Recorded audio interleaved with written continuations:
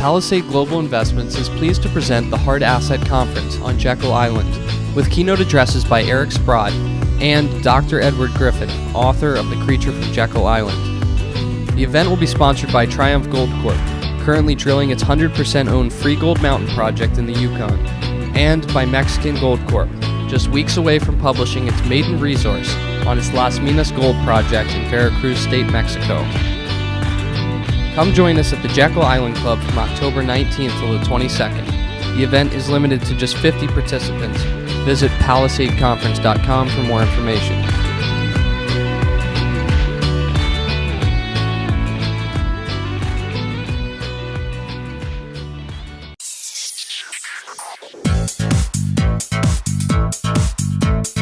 Welcome back to another episode of Palisade Radio. This is your host, Colin Cattell. On the show with us today is a cryptocurrency enthusiast and educator. He's one of the smartest people I know, a friend of mine for the past few years. His name is Michael Pohl. Michael, thanks for coming on the program with us today. Hey, Colin. Thanks for having me on. Michael, just a little bit about your background, maybe. You're kind of a citizen of the world. You've been moving around. I think you're in Portugal at the moment. You've lived in Singapore. You were in the UK just a few weeks ago. What's your background and how did you come to be so well-versed in the crypto space? Yeah, so it's been an interesting journey, actually. I started out, obviously, grew up in the UK, studied in London, worked in London for a few years, and I was actually in London during 2008 sort of credit crisis. I was working in Barclays, and I was seeing, people at Lehman taking out their boxes. And at that point, I kind of realized something's really wrong with the system. And so I really started to dig into that whole world to really understand that better. So that kind of led me to moving to Singapore, obviously, where I saw those opportunities. From there, I started my own business, doing sort of marketing, helping businesses with their websites and things like that. And that gave me the freedom to travel. And so that really, again, opened up my world to a whole different perspective, seeing different cultures, different ways of doing business. And then really looking at the problem of finance over those years.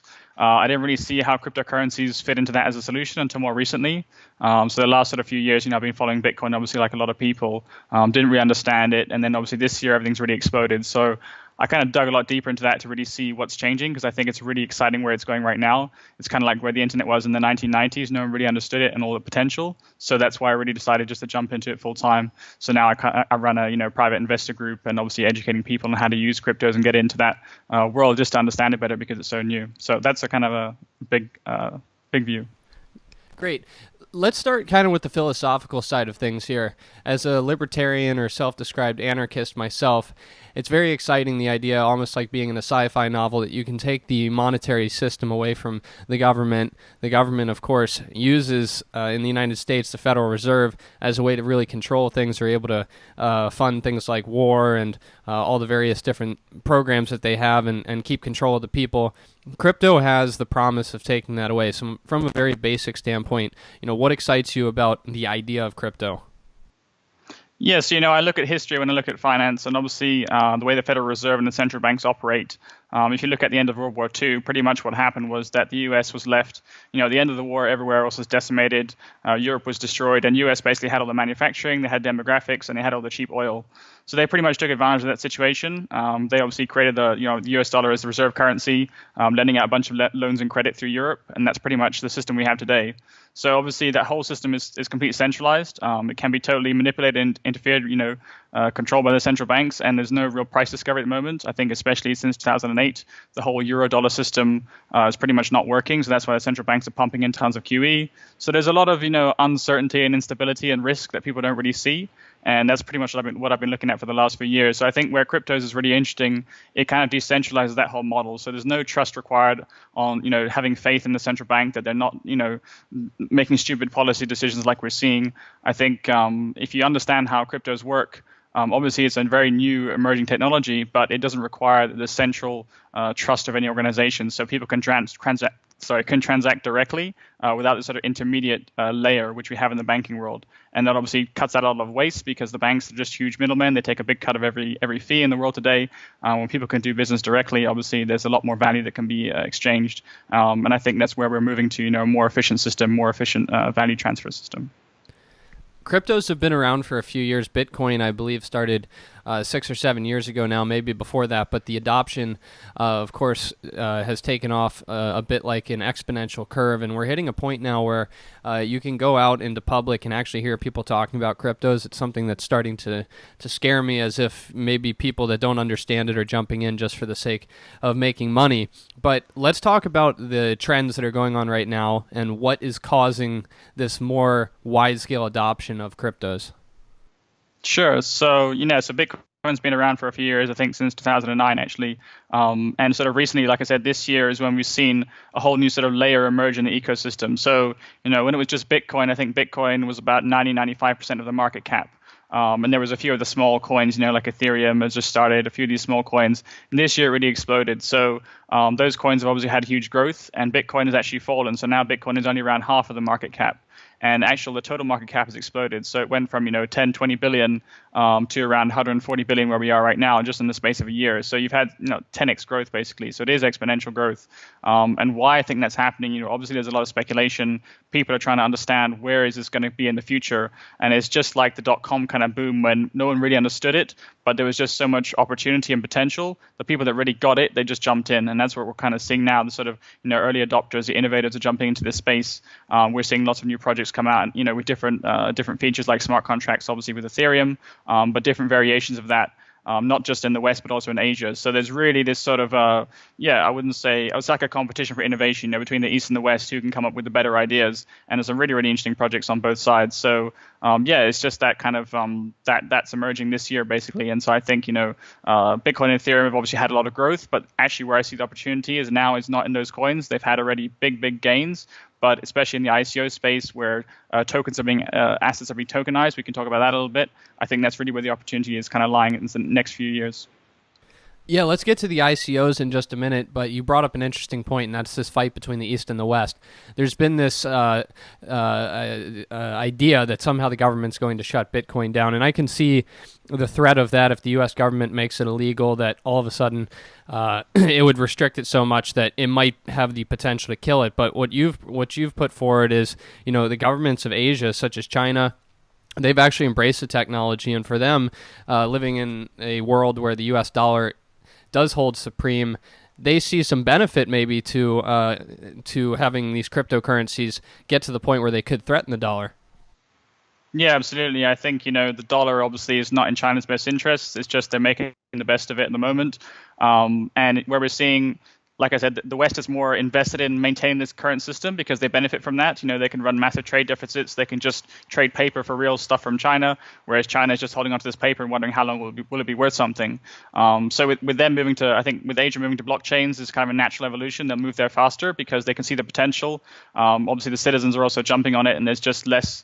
There seems to be less regulation. Even the SEC came out recently and they issued a statement, about ICOs saying that they're securities and they should be, regulated. So that's scaring a lot of companies now. They don't even want to do business in America. They're saying American citizens can't invest in ICOs because of, the government regulations. So I think that's really stifling innovation in the West. And in the East, they're obviously a lot more open to it. They're really jumping on it. So we're just seeing a lot of interesting projects come up there.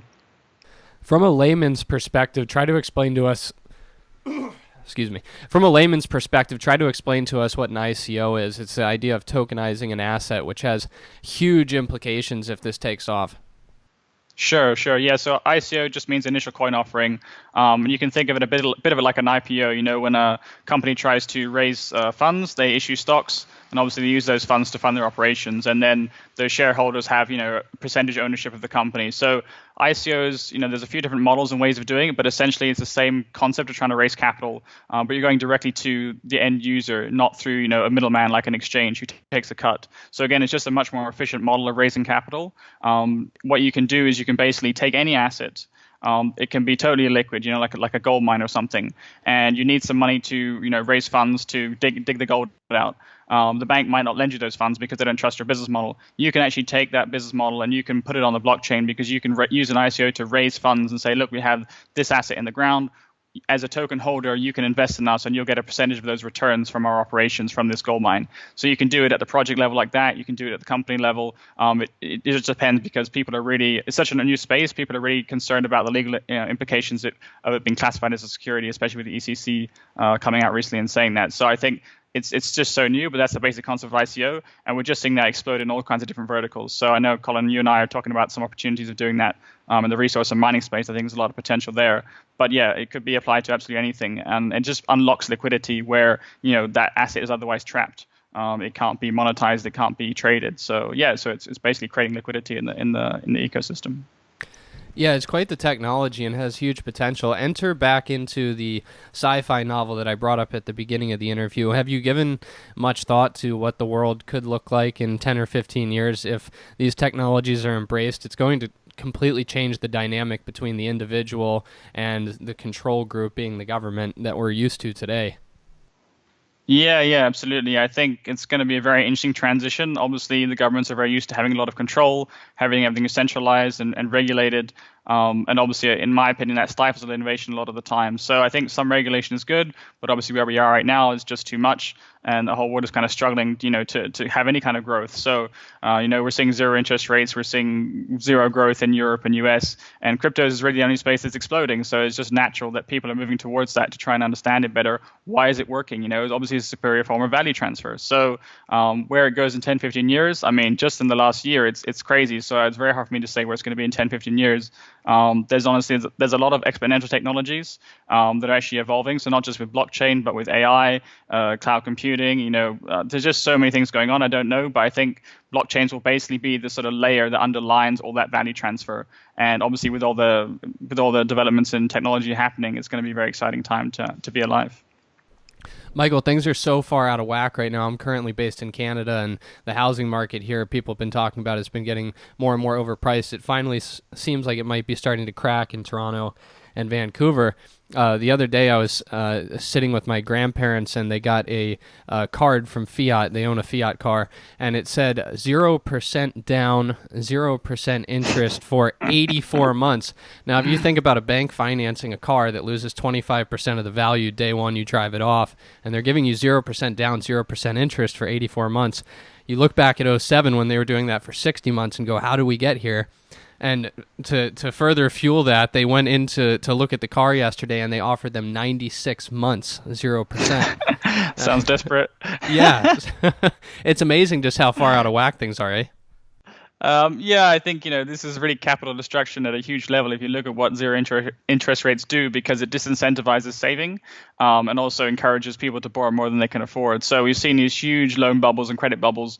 They've blown one bubble after another in property, then in student debt, then in cars and auto loans. And these companies, they're struggling just to stay alive. So obviously the terms that they're offering is just to get cash flow, just to pay the bills essentially at this point, to keep the lights on. So I think is obviously not sustainable. I think interest rates cannot stay this low for this long, and obviously this system, as it transitions, I think, away from fiat into the blockchain, you'll see a lot of disruption in all these asset classes that basically are tied to the interest rates. So people worry that Bitcoin's in a bubble or cryptos are in a bubble because it's grown so fast. But if you look at it in perspective and take a step back, obviously the dollar is in a huge bubble. Crypto market cap right now is 140 billion, but you compare that to the global property market is around $200 trillion.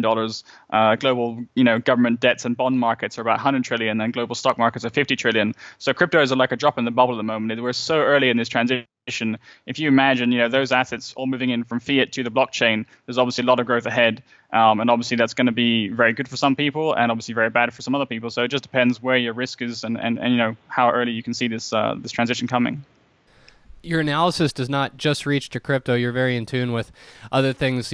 Some points you just mentioned on the dollar and the bond market and real estate market. I saw that you posted something about gold yesterday, which gold broke $1,300. It then came back down below $1,300. But what's your perspective on gold? Are you a gold bull? Yeah, actually, when I looked at all the finance problems, obviously understanding all the problems we have in the fiat system, and gold is just an indicator of, confidence in the current system. Because if people start to lose confidence, obviously that means the dollar is suddenly worth less, and that's just reflected in the price of gold. So you can actually look at the price of gold in other currencies, and they're actually doing, in every other currency except the dollar, they're on a huge bull run.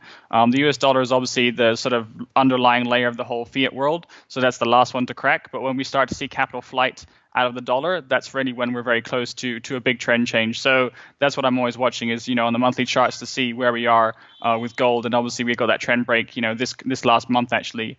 So that was since 2011, we've been in this correction, and we just broke out of that sort of the last few weeks just recently. So I think we've hit 1300 twice, and the third time just happened recently. And I think, this time we're probably going to break through it because it's broken through the monthly trend. So it's just an indicator of confidence in the whole system. And obviously as we lose confidence, that's one of the biggest indicators you can look to see, okay, people are really freaking out now. And they always rush to gold. So that's how it works. Very good. Let's go back to the cryptos here. I spoke to you the other day, and I'm not even close to as well understood in the crypto space as you are. There's a little bit concern now. I was at a party a few nights ago, and two people who had never talked about anything financial were talking about setting up a computer and starting to mine these cryptos. There's people who are making 5, 6, 7 times their money in a couple weeks on these new coin offerings.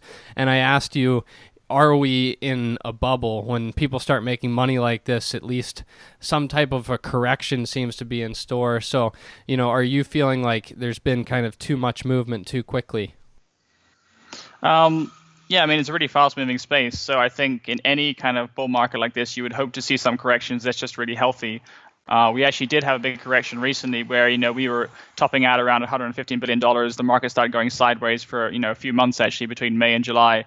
And then we kind of corrected down to about 70 billion. So we actually almost corrected, 30, 40, 50% in some markets. And then obviously since then it's taken off. We're actually at new highs now, so around $140 billion by market cap. So those kind of corrections are very normal. I think in really volatile markets, you will get really brutal corrections as well. And that's actually a great opportunity if you can see it coming. But I don't think we're in a bubble because the market is just, like I said, look at it. It's $140 billion. And you compare that to stocks, it's just like $50 trillion. And you think all those assets on the stock market, like I just said, like gold mines, the resources, the tangible things, those can all move onto the blockchain, and it's just more efficient. So if that happens, obviously it's a drop in the bucket where we are right now. You also compared where we're at right now to 1995 or 1996 in the tech market. The tech market didn't blow up until 4 or 5 years after that in 1999. Yeah, exactly. So we don't know when it's going to turn around. I think the internet boom was really interesting, but it didn't really disrupt the world in the way blockchains are going to, I think, because it didn't really change the system of finance and money that underlies everything, all the economic growth. The internet just made business more efficient because it could be done faster. And the blockchain does that too, but it actually changes the whole model from like a hub and spoke model of centralized finance to a decentralized model of peer-to-peer finance. And that's way more disruptive than the internet was. So I think, we're going to see a much bigger bubble, if you like. And obviously lots of corrections along the way. But when you say a bubble, again, you're measuring everything in dollars. You got to think about what we're talking about here. We're talking about moving away from the dollar. So a bubble measured in what? If the dollar's losing value, obviously Bitcoin and cryptos will keep growing, and you might think it's in a bubble, but actually it just means the dollar's losing value faster and faster, and that's always how currencies collapse. If you look at the history of finance, every currency that was a reserve currency is no longer one, and the US is just the latest one on the list. So when they eventually lose value, it happens, suddenly, gradually, and suddenly, and then you see at the end of the cliff, suddenly it just loses value very, very fast. So I don't think it's going to be easy to see it as a bubble because without the right context of knowing where we are inside the dollar as the reserve currency and that whole system ending, it could look like a bubble, but that bubble could be very big. And then who knows what comes next? What is the next reserve currency? Maybe it's Bitcoin. Michael, I think there were a few other points you mentioned to me at the beginning of the interview that maybe you wanted to educate our listener base on, or just some trends that you're seeing unfolding with cryptos and why they're growing so quickly. Sure. Yeah, I think decentralization is obviously the key sort of theme that we're seeing. So decentralization of how finance is done peer-to-peer versus through these central institutions. But where we're seeing right now in the crypto world is actually there's still points and pockets of centralization. And these are really the bottlenecks of liquidity because if you want to change your money, if you want to take your dollars and you want to go buy Bitcoin, you have to go through these exchanges right now. And these exchanges are pretty much centralized institutions. The government's going to stamp on them, regulate them. They can't grow to keep up with the volume, so they freeze up. Coinbase goes down. down a lot, other exchanges freeze up a lot. And so we need to move away from those to a more decentralized model where people can actually transact, without these exchanges. And then once that liquidity bottleneck is gone, I think you'll see a much faster explosion of growth, because that's really what's stifling it at the moment.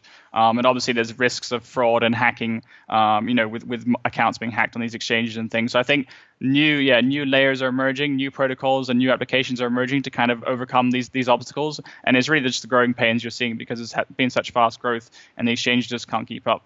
So I think decentralization is a big theme. If you see some of the coins coming out, some of the protocols coming out that fix those, I think there's massive opportunities. We just saw a coin called a 0x Go ICO a few days ago, and their price went 10x in just 3-4 days. So if you understood what problem they were trying to solve, you would realize it's such a valuable solution, what they're actually putting out there. It's just a no-brainer that they're obviously going to have really fast growth because they're solving one of the biggest problems in the crypto space at the moment. And there's a few other projects like that coming out. So that's really what I help my members in my group look for, is to see what are the trends, where are the risks and where are the opportunities, because every time there's a risk, there's a huge opportunity. And most people just look at the risks or they don't even understand the risks. And they think, cryptos are risky because they don't understand what's going on. So decentralization is a huge one. Michael, this is such a fascinating space. I think we're going to have a lot of interest on this interview and probably get some questions from listeners that I'll certainly pass along your way. For anybody who wants to get some more information on what you're doing and maybe get involved in your group, what's the best way for them to find you? That's a good question. It's actually a private group at the moment. So obviously, Colin, I know you personally. That's how I'm on the show. If they really want to know, they can come through you, and you can put them in touch with me at this point. I may open up in the future, but I'm not sure at this point. I've got a lot on my plate. So that's where we are at the moment. Excellent. Michael, thanks so much for coming on the program. Cool. Thank you, Colin.